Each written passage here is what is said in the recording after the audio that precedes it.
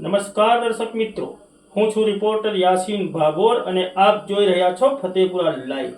સમાચારની વાત કરીએ તો આજે તારીખ 29 જુલાઈ 2024 અને સોમવારના રોજ જાલોદ તાલુકાના મુખ્ય મથક જાલોદ ખાતે નારાયણી પબ્લિક સ્કૂલ ખાતે રાજ્યના કેબિનેટ મંત્રી કુબેર ડિંડોરના અધ્યક્ષ સ્થાને રાજ્ય કક્ષાનો ઉલ્લાસ મેળો યોજાયો.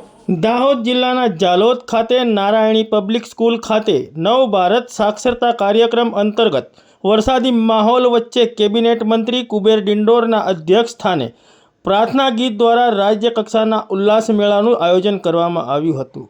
બિન સાક્ષરોને સાક્ષર કરી સમાજને યોગદાન આપીને શિક્ષણનું મહાદાન આપવાનો સરકારનો પ્રયાસના બીજું નામ એટલે ઉલ્લાસ મેળો. આ કાર્યક્રમની શરૂઆતમાં મંત્રીએ શાળા પ્રાંગણમાં નવ ભારત સાક્ષરતા હેઠળ તૈયાર કરાયેલા વિવિધ સ્ટોલની મુલાકાત લીધી હતી. દાહોદ જિલ્લાની સંસ્કૃતિની ઓળખ એવા આદિવાસી નૃત્યની સાથે આ કાર્યક્રમને ખુલ્લો મૂકવામાં આવ્યો હતો.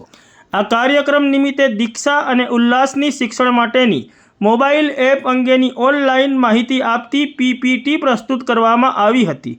જે દરમિયાન ઓનલાઈન સાથે ઓફલાઈન પણ શિક્ષણ કઈ રીતે આપી શકાય તે માટેની સમજણ આપવામાં આવી હતી. જેમાં દીક્ષા પોર્ટલ પર રજીસ્ટ્રેશન કરવા સહિતના સ્ટેપ બાય સ્ટેપ તમામ પ્રકારની માહિતી રજૂ કરવામાં આવી હતી. તેમજ બેટી બચાવો બેટી પઢાવો વિષય હેઠળ મહિલા અધ્યાપન મંદિર જાલોદની બહેનો દ્વારા નાટકની પ્રસ્તુતિ કરવામાં આવી હતી. જેમાં કન્યાઓના અભ્યાસને વેગ આપવાની વાતને નાટક દ્વારા ખૂબ જ સુંદર રીતે રજૂ કરવામાં આવી હતી. એ ઉપરાંત સાબરકાંઠા અને અરવલ્લીનો સાક્ષરતાનો ગરબો તેમજ નાટક પણ રજૂ કરવામાં આવ્યું હતું. ત્યારબાદ કાર્યક્રમના અંતે જિલ્લા પ્રાથમિક શિક્ષણ અધિકારી બારિયા દ્વારા આભાર વિધિ કરીને કાર્યક્રમની પૂર્ણાહુતિ કરવામાં આવી હતી.